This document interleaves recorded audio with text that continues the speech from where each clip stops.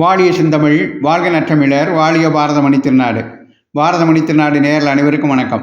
நாம் பேனா மன்னர் அமரர் கல்கி அவர்களின் சிவகாமியின் சபதம் வரலாற்று நாவலை பார்த்து கொண்டிருக்கிறோம். அந்த வரிசையில் இன்று 2வது பாகம் காஞ்சி முற்றுகை, அத்தியாயம் 21, குதிரை கிடைத்த விதம். அத்தை வண்டியில் ஏறிக்கொண்டதும் வண்டி புறப்பட்டது. மற்றவர்கள் பின்னால் நடந்து சென்றார்கள்.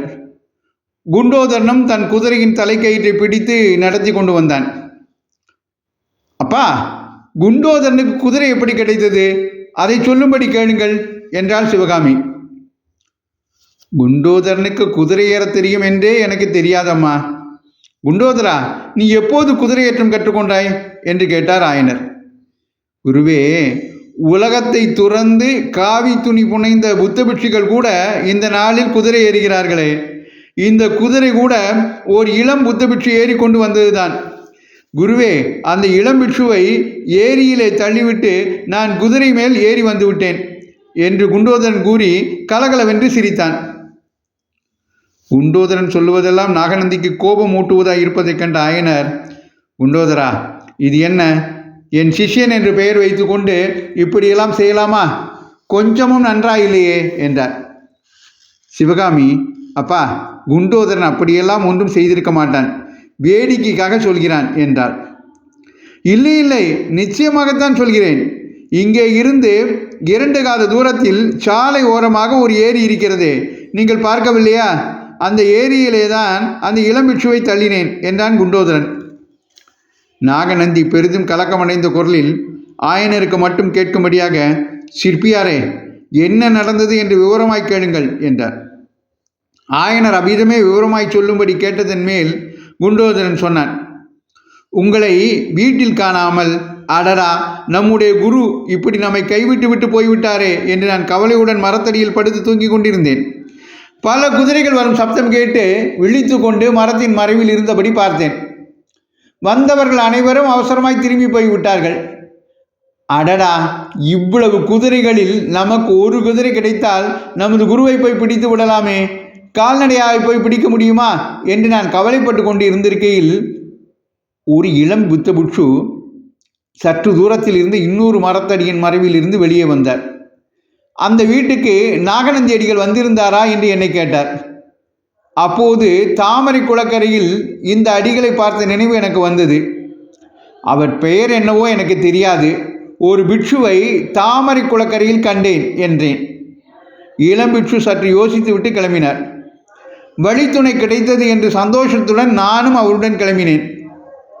ஆனால் அந்த இளம்பிட்சு என்னை ஏமாற்றி விட்டார். கொஞ்ச தூரம் போனதும் காட்டின் மறைவில் கட்டியிருந்த இந்த குதிரை மேல் ஏறிக்கொண்டு என்னிடம் சொல்லிக்கொள்ளக்கூட செய்யாமல் வேகமாய் போய்விட்டார். ஆகா, யாரை நம்பினாலும் நம்பலாம், புத்த பிட்சுகளை மட்டும் நம்பக்கூடாது. இதோ நம்முடன் வரும் அடிகள் நீங்களாக சொல்கிறேன் என்றான் குண்டோதரன். ஆயனர், குண்டோதரா, பெரியோர்களாகிய புத்த பிட்சுகளை பற்றி தூஷணை சொல்லாதே, பிறகு நீ என்ன செய்தாய் என்று சொல் என்றார். நான் என்ன செய்வது? குருவே, நமக்கு குதிரை இல்லாமல் போனால் போகட்டும், கடவுள் கொடுத்த 2 கால்கள் இருக்கிறதல்லவா என்று எண்ணிக்கொண்டு கிளம்பினேன். 2 நாள் பிரயாணம் செய்ததில் கால்வலி கண்டு இன்று மத்தியானம் ஏரிக்கரையில் சாலை ஓரமாக உட்கார்ந்து அதே இளம்பிட்சு குதிரை மேல் வந்தார். அடிகளே, இதென்ன, எனக்கு முன்னால் கிளம்பினீர்கள், பின்னால் வருகிறீர்களே என்று கேட்டேன். என்னை பார்த்ததில் அவருக்கு அதிக ஆச்சரியமாய் போய்விட்டது. ஆமாம் அப்பா, இந்த காலத்தில் கால்நடை பிரயாணத்தை விட குதிரை பிரயாணம்தான் அதிக ஆபத்தாக இருக்கிறது. பல்லவ ராஜாங்கம்தான் தரித்திரம் பிடித்த ராஜாங்கமாக இருக்கிறதே. எங்கேயாவது குதிரையை கண்டால் யுத்தத்துக்கு வேண்டும் என்று கைப்பற்றி கொள்கிறார்களாமே.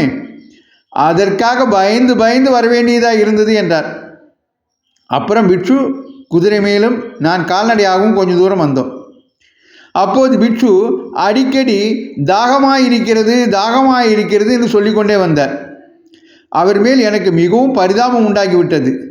அடிகளே, இந்த திவ்யமான ஏரியில் தண்ணீர் குடித்து தாகம் தணித்து கொள்ளுங்களேன் என்று சொல்லி அவரை குதிரை மேலிருந்து ஒரு தள்ளு தள்ளினேன்.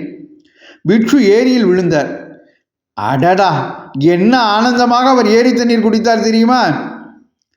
இதை கேட்ட சிவகாமியினால் சிரிக்காமல் இருக்க முடியவில்லை. ஆயனர், அம்மா இதென்ன அசந்தர்ப்பமான சிரிப்பு என்று அதட்டிவிட்டு, அட பாவி, அப்புறம் என்னடா செய்தாய் என்று குண்டோதரனை பார்த்து கேட்டார். குருவே, புத்த பிட்சுவுக்கு தண்ணீர் கொடுத்து தாகத்தை தணிப்பது பாவமா என்றான் குண்டோதரன். அப்புறம் என்ன செய்தாய் சொல் என்று ஆயனர் மிகவும் கடுமையான குரலில் கேட்டார். என்ன செய்தேனா? பிட்சுவுக்கு நீந்த தெரியாது என்று தெரிந்ததும் கரையிலே கிடந்த அவருடைய மேல் வஸ்திரத்தை எடுத்து அதன் ஒரு முனையை கரையில் இருந்த மரத்தின் வேரில் கட்டினேன். இன்னொரு முனையை அவர் பிடித்து கொண்டதும், பிட்சுவே, மெதுவாக கரையேறி வந்து சேருங்கள், நான் போகிறேன் என்றேன். அப்போது அவர், ஐயோ, ஓலை ஓலை என்று அலறினார். என்ன ஓலை என்று கேட்டேன். நாகநந்திக்கு கொண்டு வந்த ஓலை கரையிலே கிடக்கிறது பார் என்றார். கரையிலே பார்த்தேன், ஒரு ஓலை கிடந்தது.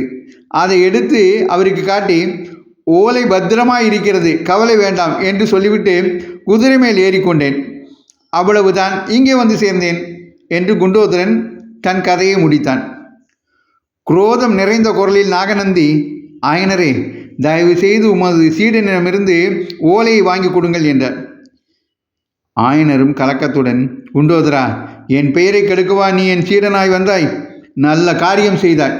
போகட்டும், இவர்தான் நாகநந்தி அடிகள். அந்த ஓலையை கொண்டு வந்திருக்கிறாயா? இப்படி கொடு என்றார்.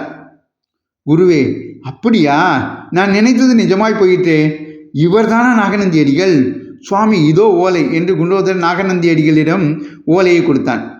அதை அவர் மௌனமாக வாங்கி கொண்டு சாலை ஓரங்களின் வழியே வந்து கொண்டிருந்த நிலா கிரகணங்களின் உதவியினால் படிக்க முயன்றார்.